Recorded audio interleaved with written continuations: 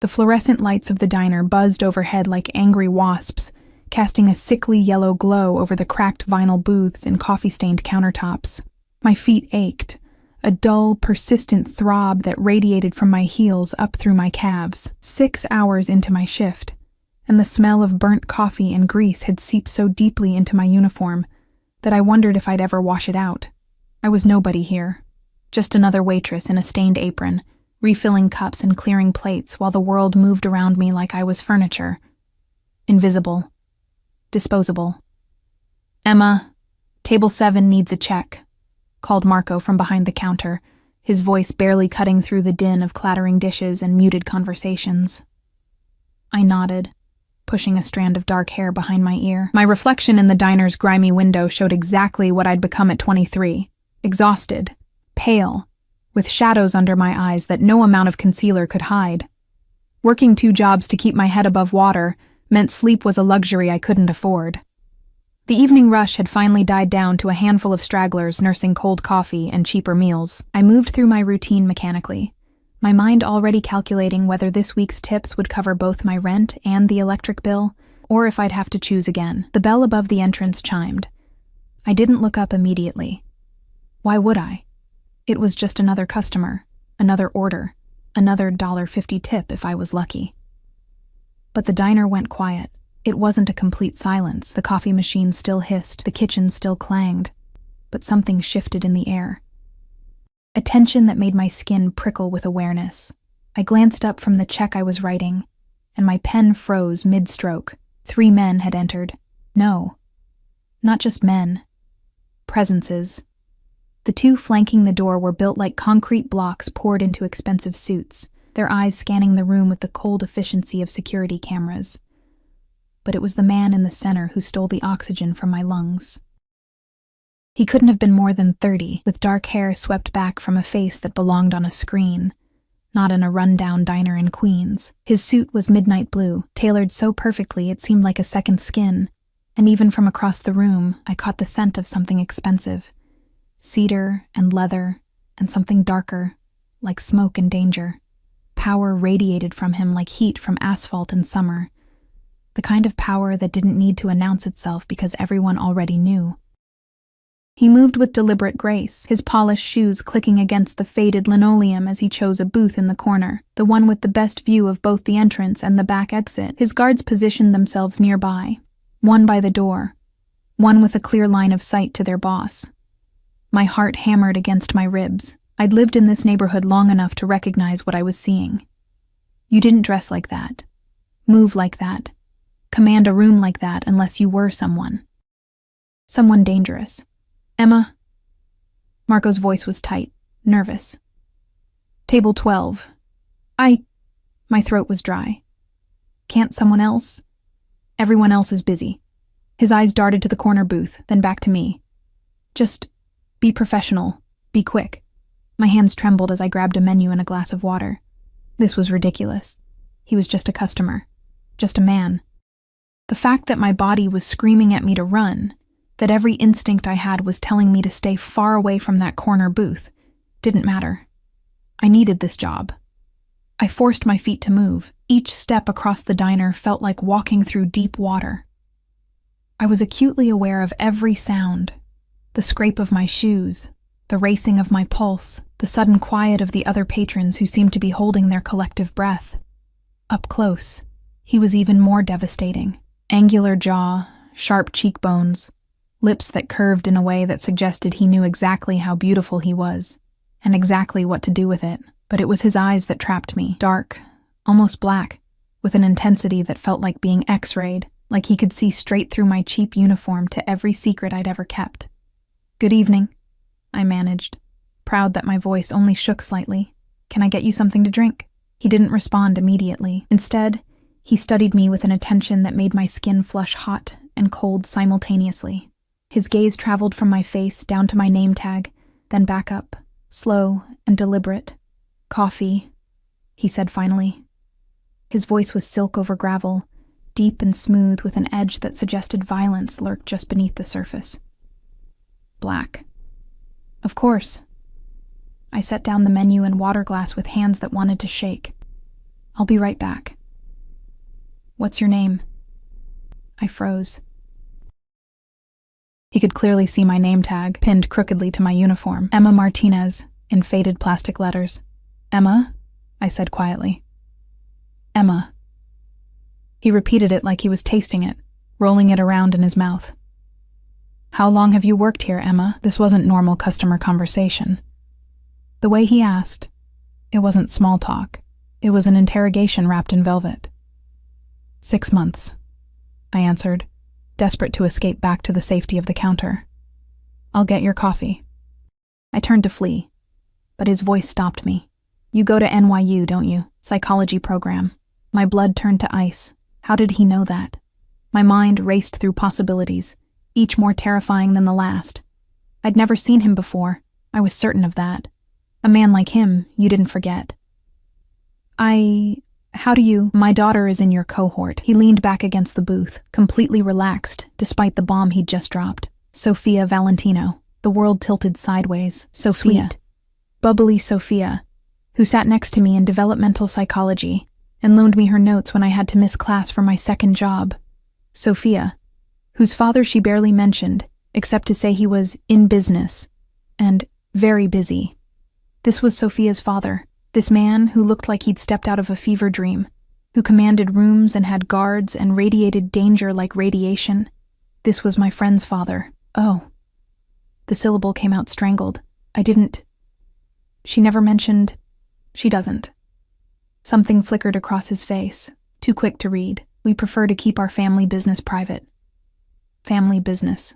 The way he said it made those words carry weight beyond their simple meaning. Your coffee, I stammered, backing away. My heel caught on something, a tear in the linoleum I'd stepped over hundreds of times. My arms windmilled, the empty tray clattering from my hands as I pitched backward, my exhausted body unable to compensate quickly enough. I didn't hit the ground. Strong hands caught me, one arm wrapped around my waist, the other steadying my shoulder. The impact of hitting his chest drove the air from my lungs, not from force, but from the solid heat of him, the sudden overwhelming scent of expensive cologne and masculine warmth. Careful, he murmured, his breath ghosting across my ear. For a moment I couldn't move. His arm was still around my waist, holding me against him with a possessive security that my exhausted brain couldn't quite process as threatening, even though every rational thought screamed that it should be. I could feel his heartbeat against my back, steady, unhurried, completely controlled while mine was trying to hammer its way out of my chest. His hand, large and warm, splayed across my ribcage just below my breast. Not inappropriately, he'd caught me from falling, nothing more. But the placement, the heat of his palm through the thin fabric of my uniform made my breath catch. I've got you, he said softly, and there was something in his voice, something dark and promising and deeply unsettling. Reality crashed back. I jerked away from him, my face burning with humiliation and something I didn't want to name. He released me immediately, but not before I felt the slight reluctance in how his fingers trailed across my waist. I'm sorry, I gasped, stumbling back. I'm so sorry. I didn't mean... That was completely... You're my friend's father. That's crazy, I blurted out, the words tumbling over themselves in my desperation to establish some kind of boundary, some kind of normal context to what had just happened. You can't... That was completely inappropriate. I mean, not that you did anything wrong, you caught me, but... Inappropriate. He repeated the word like it amused him. One dark eyebrow arched, and his lips curved into something that wasn't quite a smile. Is that what concerns you, Emma? The way he said my name, like it belonged to him now, sent a shiver down my spine that I desperately wanted to blame on the diner's aggressive air conditioning.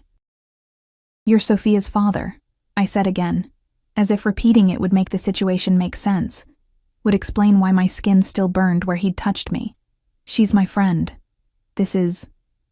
crazy, he supplied, and this time he definitely smiled. It transformed his face from dangerously beautiful to something else entirely, something that made my stomach flip and my knees weaken. Life often is, don't you think? One of his guards appeared at his elbow, murmuring something in rapid Italian. The boss, because that's what he was, I understood that now with crystalline clarity, nodded once, his eyes never leaving my face. It seems I'm needed elsewhere. He stood in one fluid motion, and I had to tilt my head back to maintain eye contact. He was tall, broad-shouldered, and standing this close, I felt impossibly small, fragile. But I'll be back, Emma, for that coffee.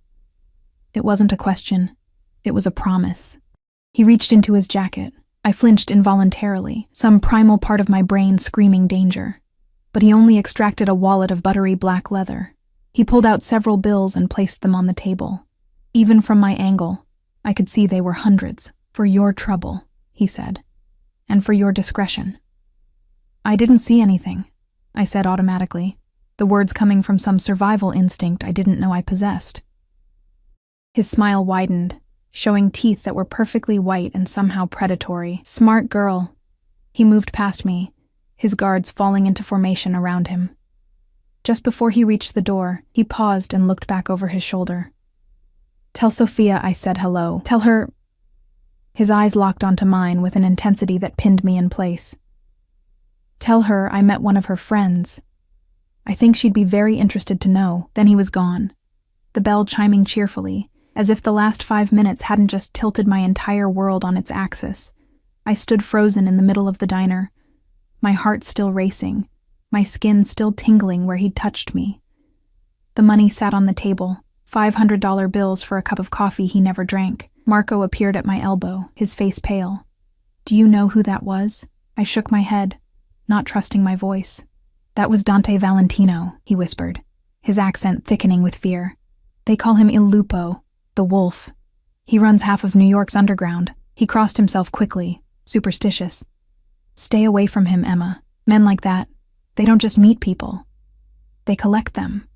But it was too late for warnings, as I looked down at the money on the table. More than I made in 2 weeks. I knew with absolute certainty that Dante Valentino had already decided to collect me. And the most terrifying part, some small, reckless part of me wanted to be caught. I didn't tell Sophia. For 3 days, I carried the weight of that encounter like a stone in my chest, heavy and uncomfortable, impossible to ignore. Every time she texted me about grabbing coffee between classes or complained about her statistics homework, I typed and deleted a dozen responses trying to figure out how to say, I met your father. He touched me. I can't stop thinking about it. The $500 sat in my nightstand drawer, untouched. Blood money, I told myself. Hush money. Money that came with strings attached, invisible threads that would tangle around my throat if I wasn't careful. But my landlord didn't care about my moral crisis. Neither did the electric company. On the 4th day, I broke. I deposited the money and immediately felt like I'd signed something away, some part of myself I couldn't name. The diner felt different now. Every time the bell chimed, my head snapped up, my pulse spiking with a mixture of dread and anticipation that made me nauseous. But Dante Valentino didn't return. His absence was somehow more oppressive than his presence had been, like waiting for a storm you could feel building in your bones. Friday afternoon, I was in the university library, drowning in research papers for my thesis on trauma bonding, when Sophia dropped into the chair across from me with her usual explosive energy. Em, thank God I'm dying. Professor Chen just assigned us another 50 pages of Bowlby for Monday, and I have a family thing this weekend. She dumped her designer bag, Prada, probably worth more than my car, onto the table with a dramatic sigh. Save me. Tell me you've already read it. I had. Twice. Because I couldn't afford to fail, couldn't afford to lose my partial scholarship, couldn't afford anything that might send me tumbling back to where I'd started, broke and desperate in a studio apartment with mold in the bathroom and sirens every night. I can send you my notes, I said, trying to focus on the words in front of me. They swam meaninglessly across the page. You're literally the best. Sophia propped her chin in her hand, studying me with those dark eyes that suddenly seemed far too familiar. Had they always been that shade, that intensity? You look exhausted, though. Are you okay? Double shift yesterday, I lied. The truth was I hadn't slept properly since Tuesday. Every time I closed my eyes, I felt phantom hands on my waist, Heard that voice like silk and gravel saying my name.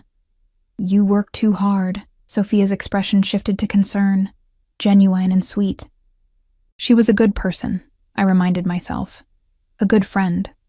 Whatever her father was, whatever darkness he lived in, it hadn't touched her. Why don't you come to dinner at my place on Sunday? My dad's actually going to be there for once, and I know he'd love to meet my friends. My pen clattered from my fingers. Your dad?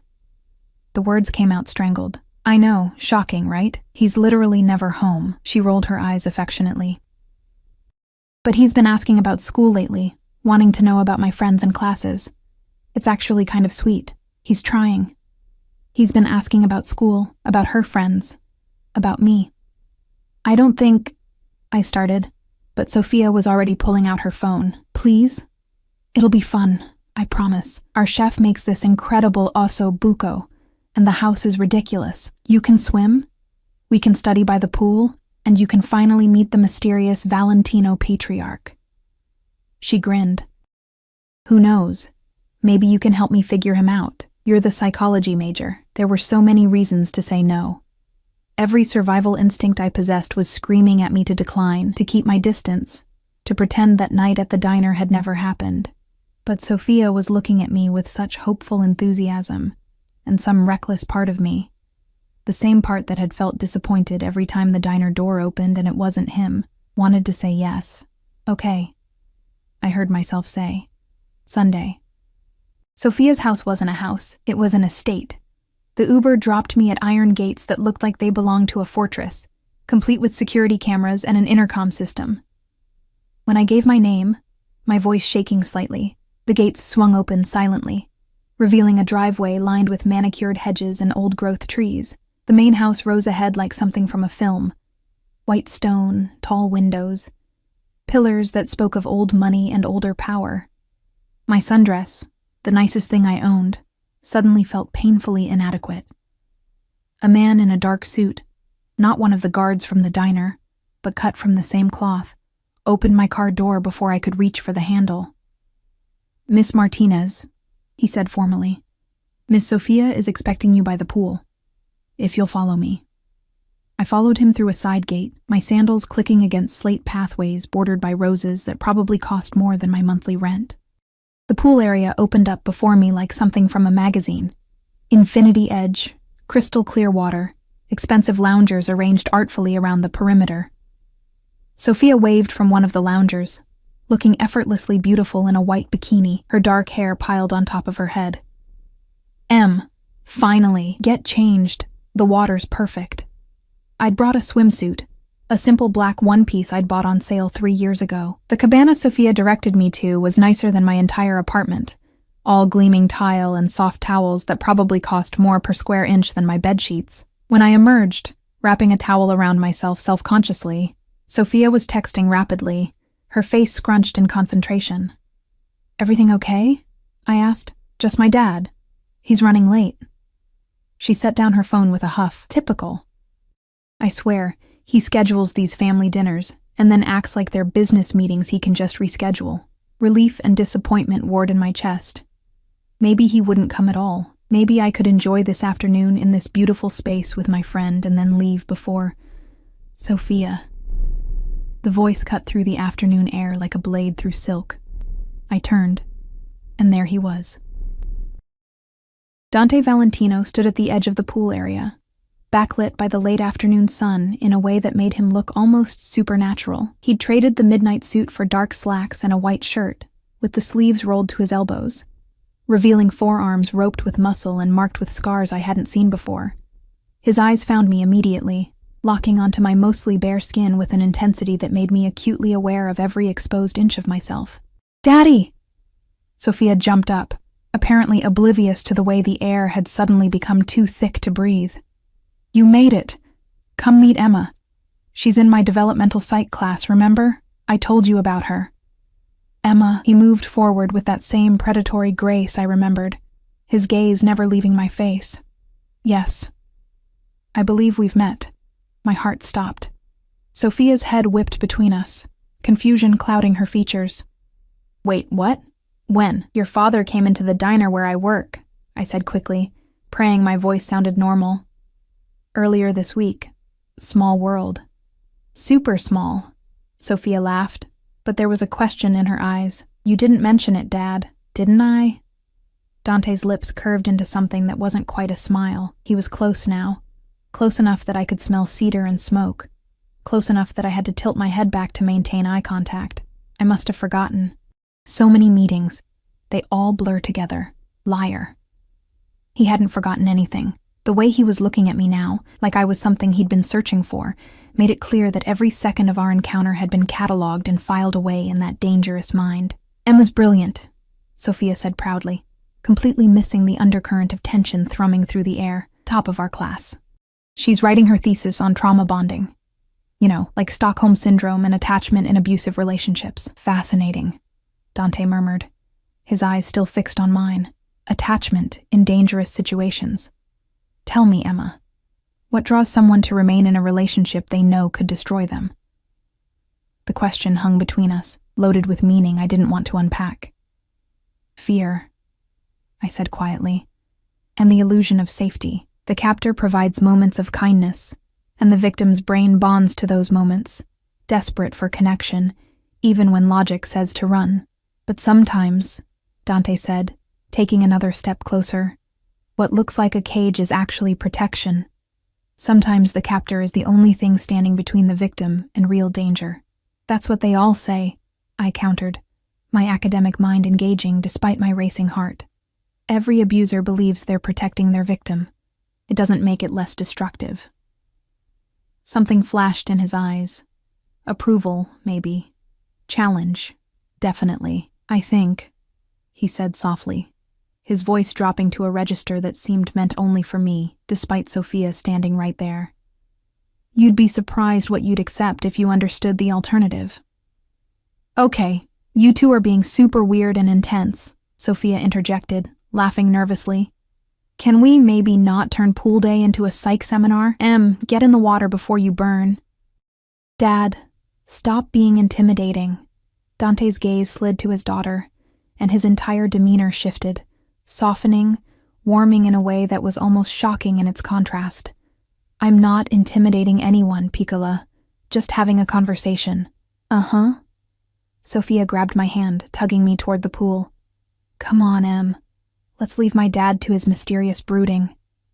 I let her pull me away, grateful for the excuse to escape those dark eyes. The water was cool against my overheated skin, and I dove under, letting it close over my head and muffle the world above. When I surfaced, pushing wet hair from my face, Dante was still standing at the edge of the pool, watching me with an expression I couldn't read. Then he smiled, a real smile that transformed his features from dangerous to devastating, and began unbuttoning his shirt. What are you doing? Sophia asked, surprised. It's a pool party, isn't it? He shrugged out of the shirt, revealing a torso that belonged in marble. All lean muscle and olive skin marred by more scars, a roadmap of violence survived. Seems a shame to waste it. He dove in without hesitation, barely making a splash, and when he surfaced near us, water streaming from his dark hair, I couldn't breathe properly.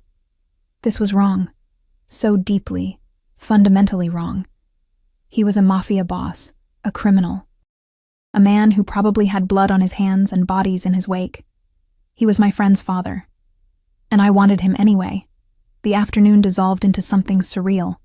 Sophia chattering away about classes and campus gossip while her father circled us like a shark in expensive swim trunks, his attention never straying far from me. Every time I looked up, he was there, watching, assessing, claiming me with his eyes in ways I knew I should find terrifying. When Sophia got out to take a phone call, I found myself alone in the pool with him, the silence stretched, heavy, and expectant. You shouldn't have come, Dante said finally, his voice low enough that it wouldn't carry. Sophia invited me, I replied, trying to sound defiant. I'm her friend. That, he said, moving closer through the water, is the problem. My back hit the pool's edge. He was close now, so close I could see water droplets caught in his eyelashes, could count the faint lines around his eyes that suggested he smiled more than his reputation would indicate. You're going to stay away from her, I said, my voice shaking but firm. She's sweet and kind and nothing like me, he finished. I know. I've spent her entire life trying to keep my world from touching hers. His hand came up, gripping the pool edge beside my head, caging me without actually touching me. But then you walked into my life, Emma Martinez, and suddenly my carefully constructed walls feel very fragile.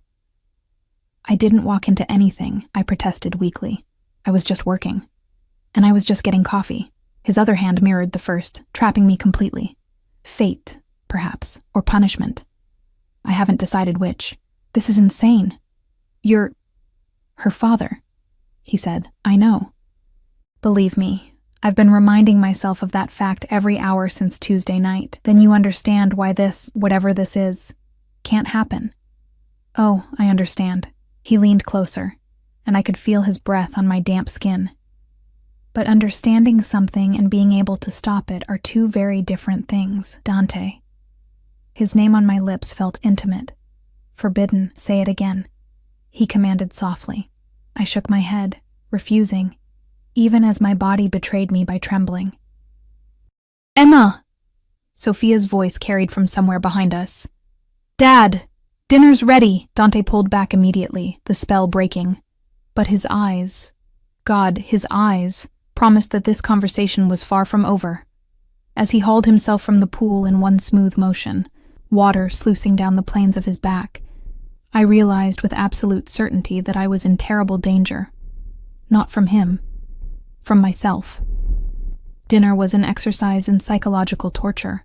The dining room was all dark wood and crystal chandeliers, a table long enough to seat 12 set intimately for 3. Sophia sat at one end, chattering happily about her upcoming exams. I sat across from her, hyper-aware of every movement, every breath. Dante sat at the head of the table, positioned so he could see both of us, so he could watch me. The food was exquisite. The promised osso buco, risotto that melted on my tongue, wine that probably cost more than my textbooks. I tasted none of it. Every bite was ash in my mouth because I could feel his gaze on me like a physical touch, heavy and possessive. So, Emma, Sophia said, twirling her fork through risotto, have you thought about what you're doing this summer? I know you mentioned maybe staying in the city for classes. I need to work, I said automatically. Can't really afford to take time off. Both jobs? Sophia's face scrunched with concern. That's brutal. You'll burn out. Some of us don't have a choice, I said, then immediately regretted the bitterness in my tone. Sorry, I just mean, don't apologize. Dante's voice cut through my stumbling. You work hard. That's admirable. His fingers wrapped around his wine glass, and I found myself mesmerized by the movement. Long fingers, strong hands, a signet ring on his right hand that caught the light. What's your other job besides the diner? I tutor, I said quietly. High school kids, mostly. SAT prep, essay writing. She's amazing at it, Sophia added enthusiastically. One of her students got into Columbia early decision. Impressive. Dante took a sip of wine, his eyes never leaving my face. You clearly have a gift for understanding people. Reading them. It's just psychology, I deflected. No. He set down his glass with deliberate care. It's more than that. Psychology is academic. What you have, the ability to see into people, to understand what drives them, that's instinct. That's dangerous. The word hung between us, loaded with meaning. Dangerous? Sophia laughed. Dad, she's a tutor, not a spy. Dangerous to be that perceptive, Dante clarified, but his eyes told me he meant something else entirely. People don't like being seen. Not really. They'll resent you for it. Or worse, they'll become obsessed with being understood by you. My mouth went dry. We weren't talking about tutoring anymore. I think people want to be seen, I said softly, holding his gaze even though every instinct screamed to look away. They just want to be seen by the right person. Something flickered across his face, raw and hungry, and quickly shuddered. Emma's practically a workaholic, Sophia said, oblivious. I keep telling her she needs to relax more, have some fun. She hasn't even been to a single party this semester. Perhaps she's simply selective about how she spends her time, Dante said. Quality over quantity. Or maybe she's scared, Sophia teased gently. Come on, Em. Live a little. You're 23, not 40. I live plenty, I protested. But it sounded weak even to my own ears. The truth was, I was terrified. Terrified of losing control, of making mistakes I couldn't afford, of becoming like my mother, desperate and dependent on men who promised protection, but delivered pain. "What are you afraid of, Emma?" Dante asked, and the question felt like a hand reaching into my chest to wrap around my heart. "Nothing," I lied. "Everyone's afraid of something." He leaned back in his chair, the picture of casual power. "The question is whether that fear controls you, or whether you control it. And which one are you?" The question escaped before I could stop it. Bold and reckless and deeply inappropriate. Sophia's eyes widened. But Dante smiled, slow and predatory. "I thought you were good at reading people. What do you think? I thought he was a man who'd taken his fears and forged them into weapons. I thought he was someone who'd decided long ago that being feared was safer than being vulnerable. I thought he was dangerous and damaged and probably damned. I thought I should run. I think," I said carefully, "that fear and control aren't mutually exclusive. I think the most dangerous people are the ones who've learned to weaponize their fear." His smile widened, showing teeth. "Smart girl." There it was again. Those same words from the diner, delivered like praise and promise and threat all wrapped together. "Okay, this is getting weird again," Sophia announced, pushing back from the table. "I'm going to get dessert. You two play nice while I'm gone." The moment she disappeared through the kitchen door, the temperature in the room seemed to drop 10 degrees. Dante stood, moving around the table with that liquid grace that reminded me of big cats right before they pounced. He stopped behind my chair, close enough that I could feel the heat of him against my back. "You need to stop coming around," he said quietly. "Sophia's my friend. I know." His hand came to rest on the back of my chair, knuckles brushing my bare shoulder. I jerked at the contact, electricity racing down my spine. "Which is precisely why this is a problem." "I haven't done anything," I protested, my voice barely above a whisper. "You exist." His thumb traced a small circle on my shoulder blade, the touch so light I might have imagined it. "You sit in my house, in my pool, at my table, and you exist in a way that makes me want things I have no right to want." My breath caught. "Then don't you think it's that simple?" He leaned down, his lips near my ear. "You think I haven't tried? I've built an empire on control, Emma. I've done things that would give you nightmares. I've hurt people, killed people, destroyed lives without losing a single night's sleep." His breath was warm against my neck. "But you, a girl in a diner uniform who spilled nothing and broke nothing, you've haunted me for 4 days straight." "Stop," I whispered. But I wasn't sure if I was talking to him or myself. I should. His hand moved from my shoulder to my neck, fingers spanning my throat with terrifying gentleness. Not choking, not threatening, just holding, claiming. "I should send you away and never let you near my daughter again. I should make sure you understand that my world would eat someone like you alive." "Then why don't you?"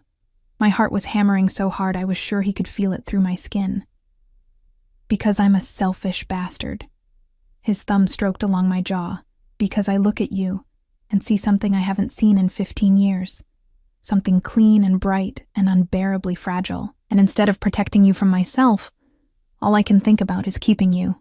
I'm not a thing to be kept," I managed, though my voice shook. "No," he agreed. "You're a person. A brilliant, stubborn, beautiful person who should have better sense than to let a monster touch her." His hand tightened slightly on my throat. Not painful, but possessive. "But you're not pulling away, are you, Emma?" I wasn't. God help me, I wasn't. "Sophia is my daughter, and I love her more than my own life," he said fiercely. "Which is why this, whatever this is, can never go further than this room. Do you understand me?" I nodded, not trusting my voice. "But I need you to understand something else." He turned my chair around with one hand, forcing me to face him. He crouched down, bringing us eye to eye, his hands on the armrests caging me in. "I don't share. I don't play games, and I don't do casual." "We're not doing anything," I said, but it sounded like the lie it was. "Not yet." His eyes searched mine with an intensity that felt like drowning. But we will. Maybe not today, maybe not this week. But eventually, you're going to stop fighting this. And when you do, when you finally admit that you feel this too, I'm going to take you. Completely. Do you understand? You're insane, I breathed. Probably. He reached up, tucking a strand of hair behind my ear with unexpected tenderness. But I'm also patient. And I always get what I want, Emma. Always. Found it. Sophia's voice echoed from the kitchen. Dante was across the room and back in his seat before I could blink, his expression smoothly neutral as his daughter emerged with tiramisu. Sorry. Our housekeeper reorganized everything, Sophia said cheerfully, setting down plates. You guys okay? You both look flushed. Just warm, I said quickly. Maybe I got too much sun. Dante said nothing, but when I risked a glance at him, he was watching me with an expression that made promises his words hadn't. I left immediately after dessert, claiming an early shift at the diner. Sophia hugged me goodbye, making me promise to come back soon. Dante shook my hand. Perfectly appropriate, perfectly normal. Except his thumb pressed against my pulse point, counting my racing heartbeat like he was memorizing it. It was a pleasure seeing you again, Emma, he said formally, but his eyes said mine. The Uber ride home was a blur. I stumbled into my tiny apartment, locked the door, and collapsed against it, my entire body shaking. This was impossible, unsustainable, insane.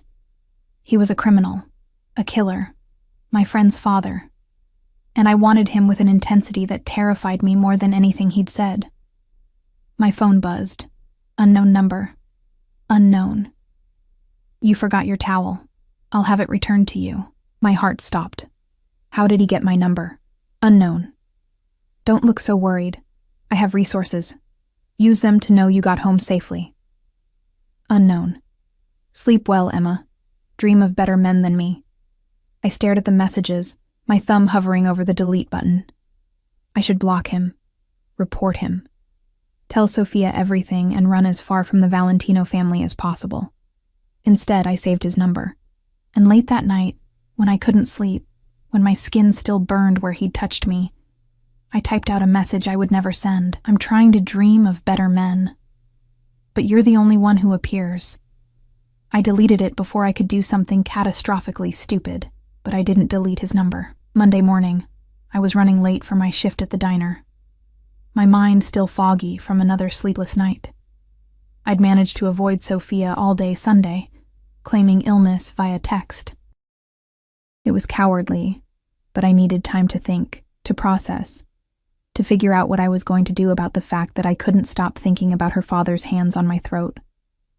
I was so distracted that I didn't notice the black SUV following me until it pulled up to the curb beside me. The back window rolled down, and my stomach dropped. Dante Valentino sat in the back seat, looking impossibly crisp in a charcoal suit despite the early hour. Get in.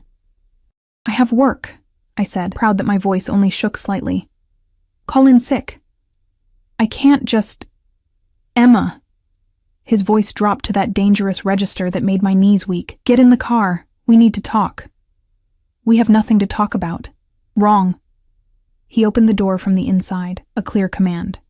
We have everything to talk about. But I'd prefer not to have this conversation on a public street. I should have walked away. Should have told him to leave me alone, to respect boundaries, to stop whatever this was before it started. Instead, I got in the car. The door closed behind me with a sound like a cell door slamming shut, and as the SUV pulled away from the curb, I realized I'd just made a choice I could never take back. Dante's hand found mine in the darkness of the back seat, his fingers interlacing with mine possessively. Where are we going? I whispered. Somewhere we can be honest, he said. No daughter. No witnesses. Just you and me, and the truth neither of us wants to admit. The truth was, I was already his. I just hadn't admitted it yet. The SUV wound through Manhattan with purpose, leaving behind the familiar chaos of my neighborhood for streets I'd only seen in movies. Tree-lined, quiet, dripping with old money. My hand remained clasped in Dante's, his thumb tracing absent patterns on my palm that made concentration impossible. Where are we going? I asked again, when the silence became unbearable. Somewhere safe. His eyes never left the window, scanning the streets with practiced vigilance. Somewhere we won't be interrupted. The car pulled up to a building of gray stone and Art Deco elegance, a pre-war apartment building that screamed exclusivity. The doorman nodded respectfully as Dante's driver opened our door, and I felt impossibly small and out of place in my diner uniform and worn sneakers. Dante's hand pressed against the small of my back, guiding me through a lobby of marble and mirrors, into an elevator lined with mahogany. The operator, an actual elevator operator, pressed the button for the penthouse without being told. "You're not going to murder me, are you?" I tried to joke, but my voice cracked on the words. Dante's expression was unreadable.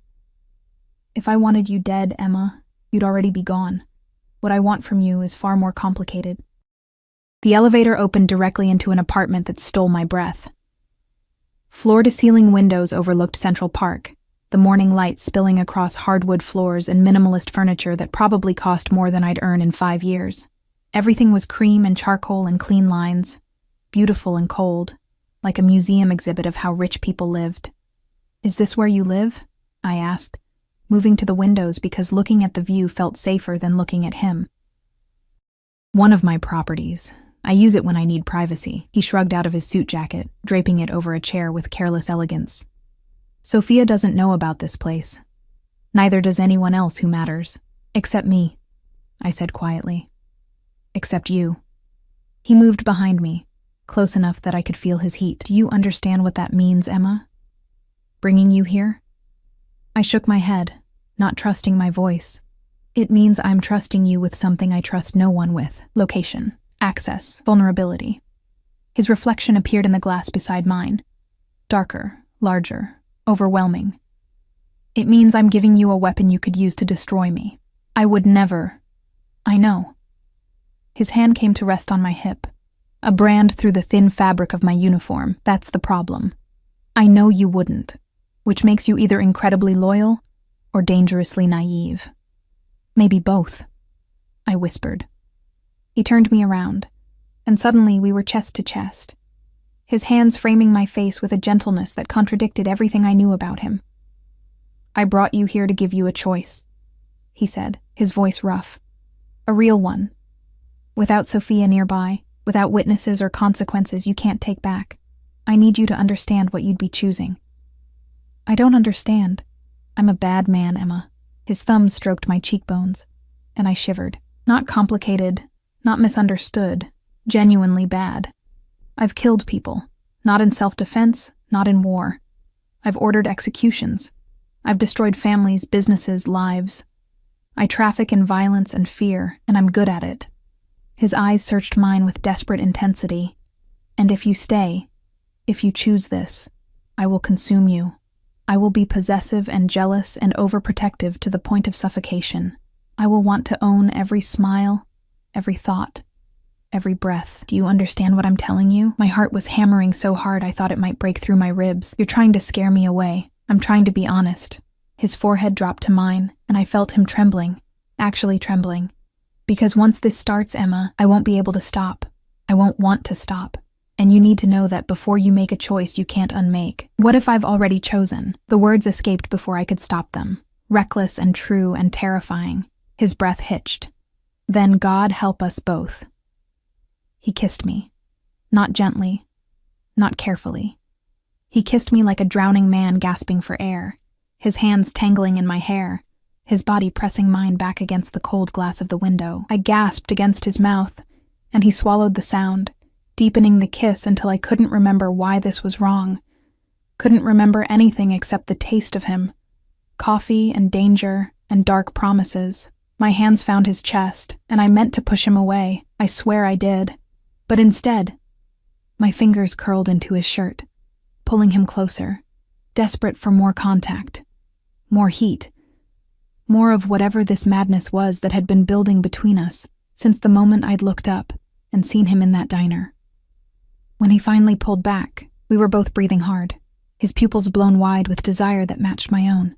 "This is insane," I panted. "Yes." He kissed my jaw, my neck, the hollow of my throat. Completely insane. You're my friend's father. I know. His teeth grazed my collarbone and I whimpered. Believe me, I know. She'll hate me, I said, reality crashing back. Sophia will... She can never know. He pulled back, his hands gripping my shoulders with bruising intensity. Not now. Maybe not ever. Do you understand, Emma? This... us. It stays between these walls until I can figure out how to make it work. And if you can't... His jaw clenched. Then I'll deal with the consequences. But I won't lose you. Not now that I've had you. You haven't had me, I protested weakly. His smile was dark and knowing. Not yet, but I will, cara mia, soon. My phone buzzed in my pocket, shattering the moment. I fumbled for it with shaking hands. Sophia's name flashed across the screen. Sophia. Where are you? You're not at the diner and you're not answering your phone. Getting worried. Guilt crashed over me like a wave. What was I doing? This beautiful, kind girl who'd been nothing but a friend to me, and I was pressed against windows kissing her father, planning secret meetings, becoming exactly the kind of person I'd always despised. I have to go, I said, my voice breaking. This is wrong, Dante. It's all wrong. Wrong doesn't mean impossible. He caught my wrist as I tried to move past him. And it doesn't change how you feel. How I feel doesn't matter, I shot back. Sophia matters. Your relationship with her matters. I'm not going to be the thing that destroys that. You think I'd let that happen? His voice hardened. You think I haven't spent every second since meeting you trying to figure out how to have both? How to keep my daughter's love, and have you too. You can't have both. The words came out too loud, too raw. That's not how this works. Eventually she'll find out, and she'll hate us both, and you'll have to choose. And we both know who you'll choose. Something flickered across his face. Pain, maybe. Recognition, definitely. You're right, he said quietly. If it came down to it, I'd choose Sophia. Every time. She's my daughter, my blood, my responsibility. The words shouldn't have hurt. I'd known it was true. But hearing him say it felt like a knife between my ribs. Then let me go, I whispered. No. His hand cupped my face, forcing me to look at him, because I'm going to find a way to have both.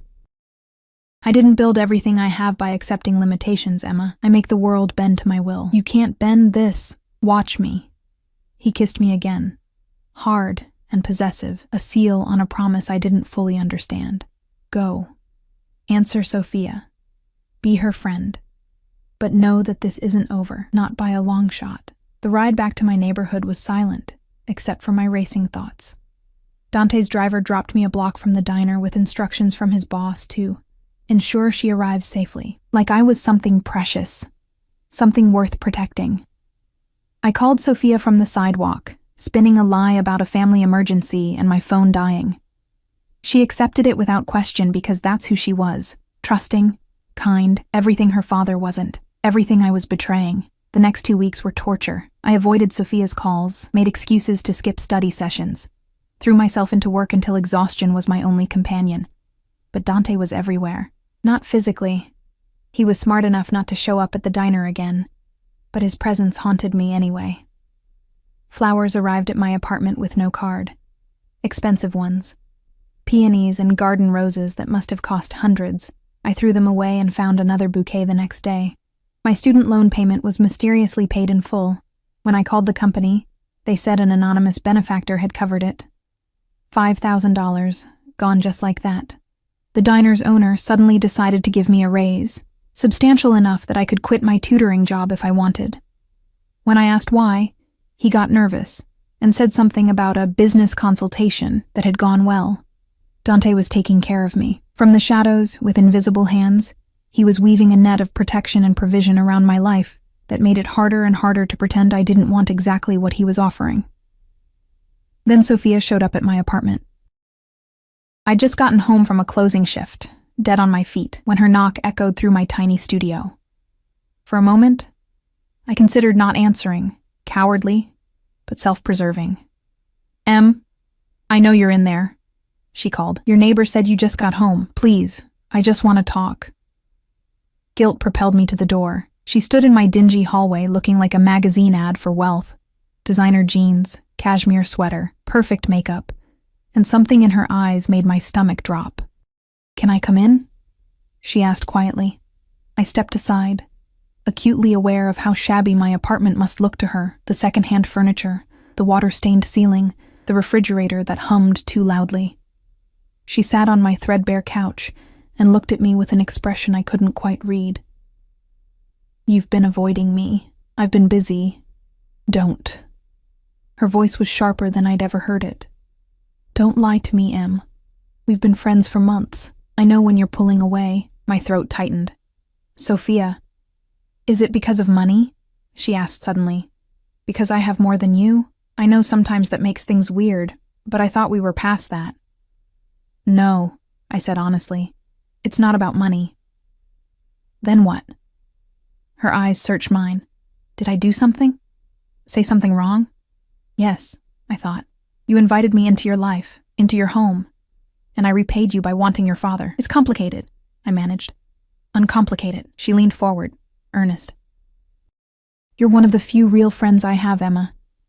Most people just want to be around me because of my dad, or his money, or his connections. But you liked me before you even knew who my family was. That matters." The guilt was suffocating. "Sophia, my dad asked about you," she said, and my heart stopped. "Last week. Wanted to know if you were okay, if you needed anything. It was weird. He never asks about my friends. What did you tell him?" The question came out strangled, that I was worried about you, that you'd been distant. She tilted her head, studying me. He got this look on his face. Like he knew something I didn't. My pulse thundered in my ears. "I'm sure he was just... Emma." Her voice dropped. "My dad is a lot of things, but subtle isn't one of them when it comes to protecting what's his. And lately, he's been acting like you're under his protection. That's ridiculous. Is it?" She stood, pacing my small space. "The flowers. The sudden good fortune. My father operates in patterns, and I've been watching him my whole life. This is what he does when he's claimed something." Claimed. The word came out weak. She turned to face me, and her expression was careful, calculating. More her father's daughter than I'd ever seen. "I need you to be honest with me," she said quietly.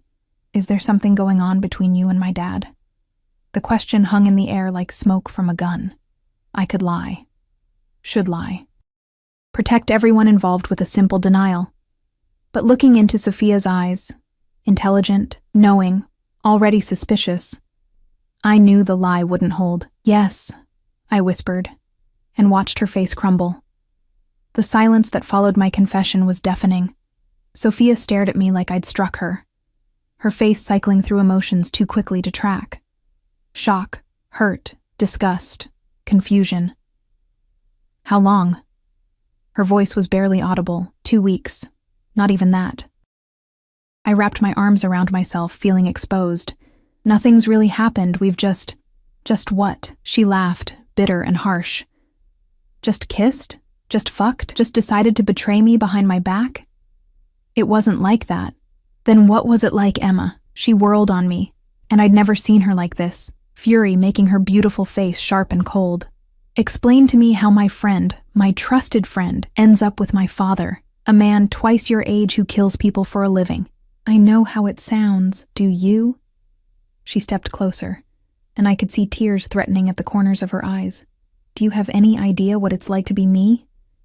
To have everyone around you want something from you? From your family? From your father's power? I thought you were different. I thought you actually gave a shit about me." "I do." The words burst from me desperately. "Sophia, I never meant for this to happen. I tried to stay away, tried to stop it. Clearly not hard enough." She swiped angrily at her eyes. "God, I'm so stupid. The way he looked at you at dinner, the questions about you. I saw it and I ignored it because I trusted you both. Shame burned through me like acid. I'm sorry. I'm so sorry. Sorry doesn't fix this." She grabbed her purse, heading for the door. "I need to think. I need to not look at you right now." "Sophia, please." She paused at the door, her back to me. My father destroys everything he touches, Emma. Everyone who gets close to him ends up dead or damaged or wishing they were. I've watched it my whole life. She looked back over her shoulder, and the pity in her eyes was worse than her anger. You think you're special? You think you'll be different? You're just the newest thing he wants to possess. The door slammed behind her, and I collapsed onto the couch, my entire body shaking. What had I done? What had I thrown away for a man I barely knew? For feelings I couldn't explain? For a connection that defied every rational thought? My phone buzzed. Dante. Sophia just called. She knows. Come to the penthouse. Now. Me. I can't. I've done enough damage. Dante. Emma. This isn't a request. Me. I'm done. This was a mistake. All of it. 3 minutes later, someone was pounding on my door. I knew who it was before I opened it. Dante stood in my hallway looking like barely controlled violence, jaw clenched, eyes blazing, still in a suit that suggested he'd come straight from whatever criminal empire he'd been running. Move, he commanded, pushing past me into my apartment. You can't just... I can do whatever I want. He rounded on me, and I backed up instinctively. What the hell were you thinking, telling her? She asked. She knew something was going on. So you confirmed it? He ran a hand through his hair, the first crack in his composure I'd ever seen. Do you have any idea what position you've put me in? Put us both in? There is no us, I shouted, my own temper finally breaking. There never was. This whole thing is insane. You're insane if you think this could ever work. It was working until you opened your mouth. It was a lie. Tears burned my eyes. We were lying to someone we both care about, sneaking around like criminals. I am a criminal, he shot back. That's the point you keep missing, Emma. This is who I am. I don't do things the right way, the clean way, the way that makes everyone comfortable. I take what I want, and I make it work. Well, you can't have this, my voice broke. You can't have me and your daughter's love and everything else you want. The world doesn't work that way, no matter how powerful you are. Watch me. He grabbed my wrist, pulling me closer. You think I'm going to let you walk away? After everything? You don't have a choice. I always have a choice. His other hand cupped my face, forcing me to meet his eyes. And I choose you. I choose this. Whatever it takes. Even if it costs you Sophia. The question hung between us, and for the first time, I saw real fear flicker across his features. It won't come to that, he said. But it sounded like he was trying to convince himself. It already has. I pulled away from him, putting distance between us. She looked at me like I was garbage, Dante. Like I was just another person using her to get to you. And maybe I am. Maybe that's exactly what this is. You don't believe that. I don't know what I believe anymore. I pressed my palms against my eyes, exhausted. I just know that I can't do this. I can't be the reason you lose your daughter. I can't be that person. So what? His voice went cold. You're just going to run? Pretend this never happened? Yes. The word tasted like ashes. That's exactly what I'm going to do. I won't let you. You don't own me, I said quietly. No matter how much you want to, no matter how many flowers you send, or bills you pay, or lives you rearrange, you don't own me. Something dangerous flashed in his eyes. You think I've been trying to own you? Emma, if I wanted to own you, you'd already be mine. What I've been doing is courting you, showing you what I can provide, what I can give you. But you're right. I don't own you. He moved closer, predatory. Yet. There is no yet. His phone rang, cutting through the tension. He glanced at the screen and cursed viciously in Italian. I have to take this, he said, his jaw tight, but this conversation isn't over. He answered in rapid Italian, his voice dropping to that dangerous tone I'd heard once before. Whatever he was hearing made his expression darken, and fear skittered down my spine. He ended the call and looked at me with an intensity that stole my breath. Get your things, he said quietly. You're coming with me. What? No. Emma. He grabbed my shoulders, and genuine fear flickered in his eyes. That was my security team. Someone's been asking questions about you, taking photographs, following you. My blood turned to ice. What are you talking about? I have enemies, dangerous ones. And now that you've been seen with me, at my home, in my car, you're a target. His hands tightened on my shoulders. I need to keep you safe until I can figure out who's behind this. This is insane. This is my world. He cut me off. And you're in it now, whether you like it or not. So you can come with me willingly, or I can carry you out of here, your choice. I wanted to argue, wanted to tell him he was overreacting, that this was just another manipulation tactic. But the fear in his eyes was real, the tension in his body was real. And if someone was following me, taking pictures, for how long? I asked quietly. As long as it takes. He pulled out his phone, already texting rapid commands. Pack a bag. Clothes for a week, anything you can't live without. My hands shook as I threw things into a duffel bag. Jeans, shirts, toiletries, my laptop. This wasn't happening. This couldn't be happening. What about my jobs? I asked.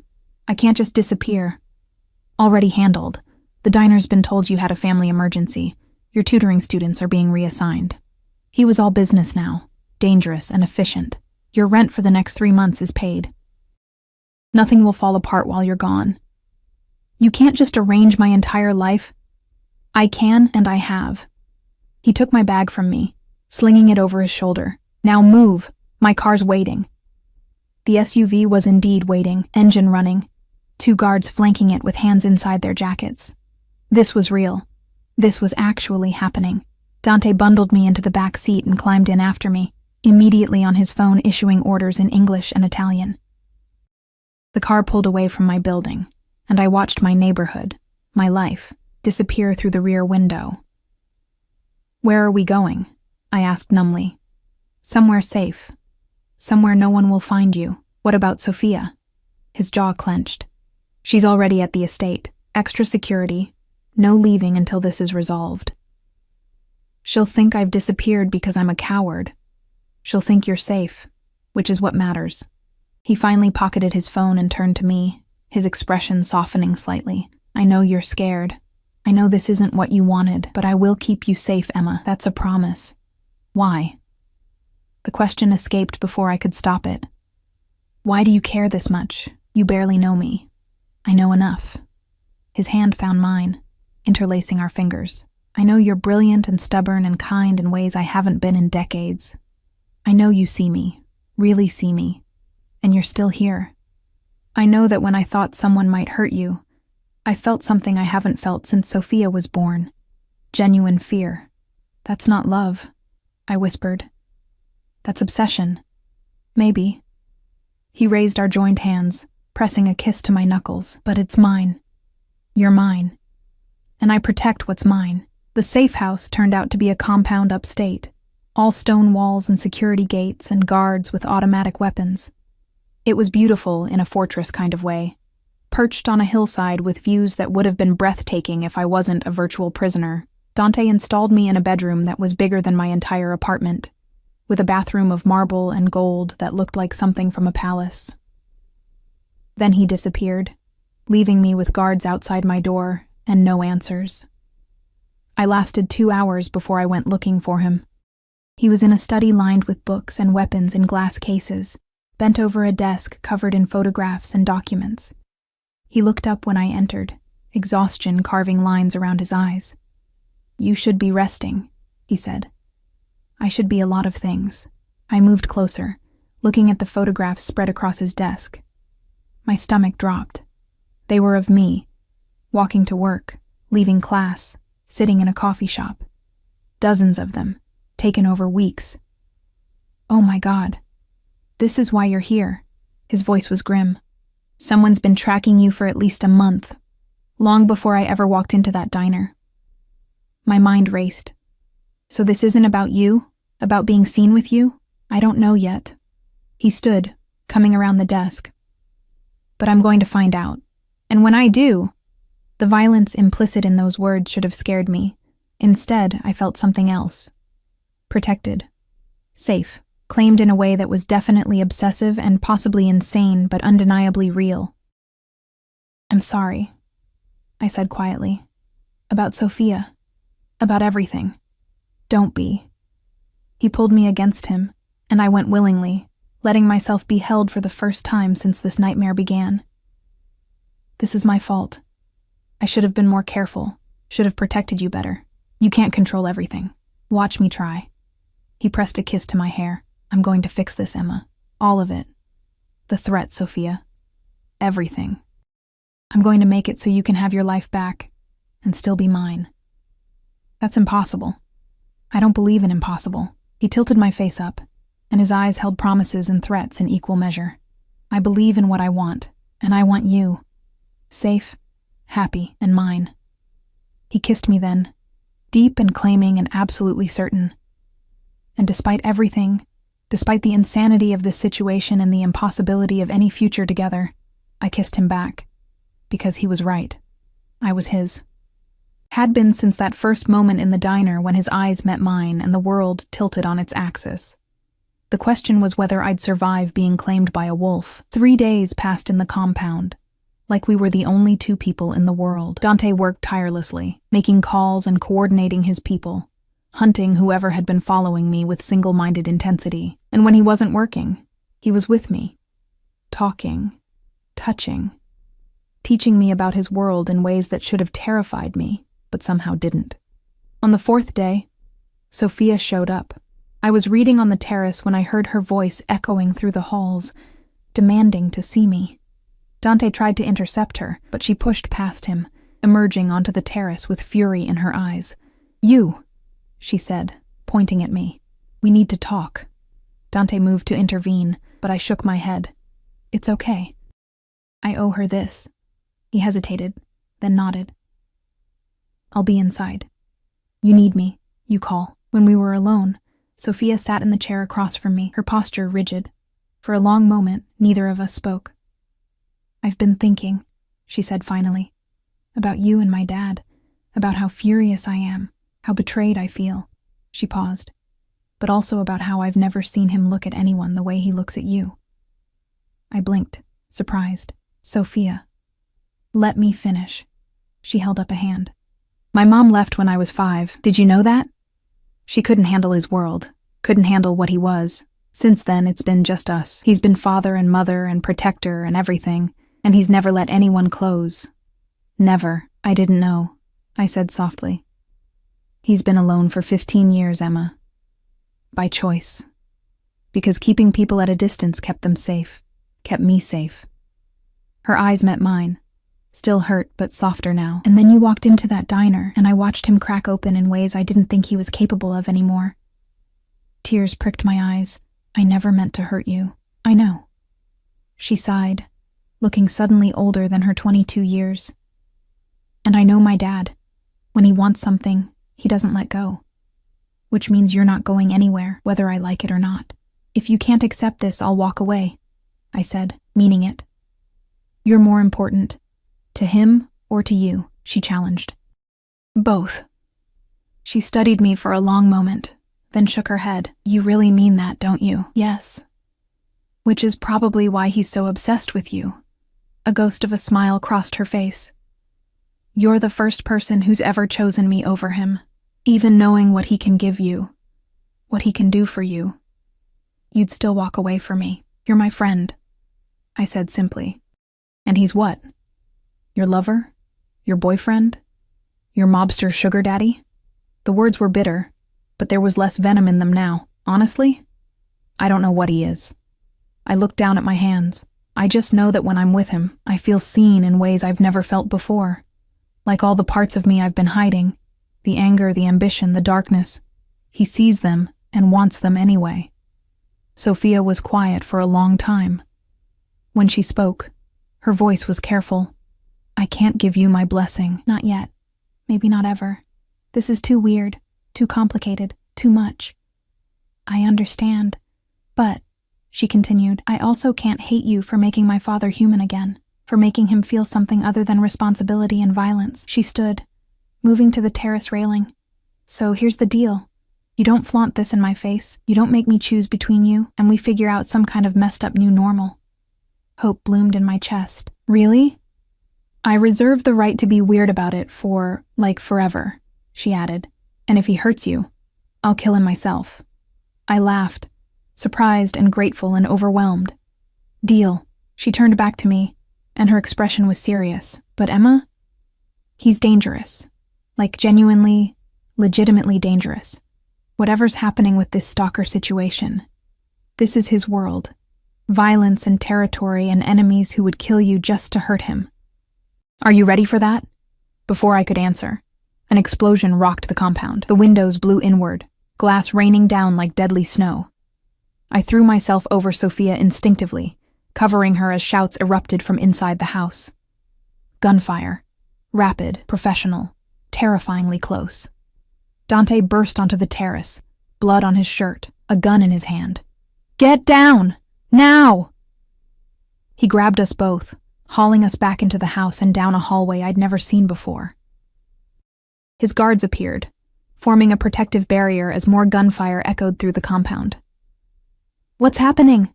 Sophia demanded, her voice shaking. Rival family, they found us. Dante's voice was cold, controlled, lethal. He pushed open a door to reveal stairs leading down. Safe room, both of you. Now. I'm not leaving you, I started. Emma. He gripped my face in his hands, his eyes fierce. I will handle this, but I can't do that if I'm worried about you. Please, keep my daughter safe. The please broke me. I nodded, taking Sophia's hand and pulling her toward the stairs. The safe room was underground, concrete and steel, stocked with supplies. We could hear the battle raging above, muffled explosions, gunfire, screaming. Sophia was crying silently, and I held her, both of us shaking. He'll be okay, I whispered. He has to be okay. 2 hours later, the door opened. Dante stood there, covered in blood and gunpowder residue, exhausted but alive. His eyes found mine immediately, and the relief in them was profound. It's over, he said. They're dead, all of them. Sophia ran to him, and he held her tight, murmuring assurances in Italian, but over her shoulder, his eyes stayed locked on mine. Later, after Sophia had been settled in her room with guards and sedatives, Dante found me on the terrace, staring at the stars. You could have died, I said without turning around, but I didn't. He came up behind me, wrapping his arms around my waist. Because I had something to live for. This is insane. Yes. He pressed a kiss to my neck. But it's our insane. Mine and yours. I turned in his arms, looking up at this dangerous, damaged, devoted man. What happens now? Now? He smiled, and it was real, and warm, and everything I'd never expected from someone like him. Now I court you properly. Now I win my daughter's acceptance one awkward family dinner at a time. Now I eliminate any remaining threats and make sure you can live your life without fear. And then? And then I marry you, he said simply. Because I'm Italian, and traditional, and possessive as hell. And because you're mine, Emma Martinez. You've been mine since the moment you looked up at me in that diner and didn't run. I should have run, I whispered. But you didn't. His forehead touched mine. You stayed. You chose this. You chose me. And I'm going to spend the rest of my life making sure you never regret it. He kissed me as the sun rose over the compound, bathing us in golden light. And despite everything, the violence, the impossibility, the absurdity of falling for my friend's father who happened to be a Mafia boss, I knew he was right. I'd chosen this. Chosen him. Chosen a life that would never be normal or safe or simple, but it would be ours. And somehow, that was enough. Epilogue. 6 months later, I stood in front of a mirror in a dress of ivory silk, my hands shaking as Sophia adjusted my veil. You look beautiful, she said softly. Stupidly, unfairly beautiful. You don't have to do this, I told her for the 100th time. Be my maid of honor. If it's too weird, shut up. She squeezed my hand. It's definitely weird, like therapy for life weird, but you make him happy. And weirdly, he makes you happy, so I'm choosing to be supportive and only occasionally traumatized. I laughed, tears threatening my carefully applied makeup. Outside, in a garden filled with flowers that probably cost more than my old apartment, Dante waited. We'd had 6 months of careful courtship, of family dinners that were sometimes awkward but increasingly warm, of building something real beneath the obsession and desire. The rival family had been eliminated. The stalker, a bitter ex-associate of Dante's, had been dealt with. My life had been returned to me, upgraded with security and resources, but fundamentally still mine. And through it all, Dante had been patient and possessive and perfectly himself. When I walked down the aisle on Sophia's arm, because I had no father to give me away, and she'd insisted, Dante's eyes never left my face. The fierce love in them, the possessive devotion, the promise of protection and passion and partnership. "You're my friend's father. That's crazy," I'd told him once, in a diner that felt like a lifetime ago. Now, as I took his hands and promised him forever, I realized that crazy was exactly what I'd needed. Crazy enough to believe in love at first sight. Crazy enough to fight for something impossible. Crazy enough to let myself be caught by a wolf who turned out to have a heart. "I love you," he whispered as he slid the ring onto my finger. "I know," I whispered back. That's the craziest part of all. And when he kissed me, sealing vows that defied logic and probability and every rule I'd ever lived by, I knew with absolute certainty that I'd made the right choice, because some cages weren't prisons. Some were promises. And some wolves didn't devour you, they devoted themselves to you instead.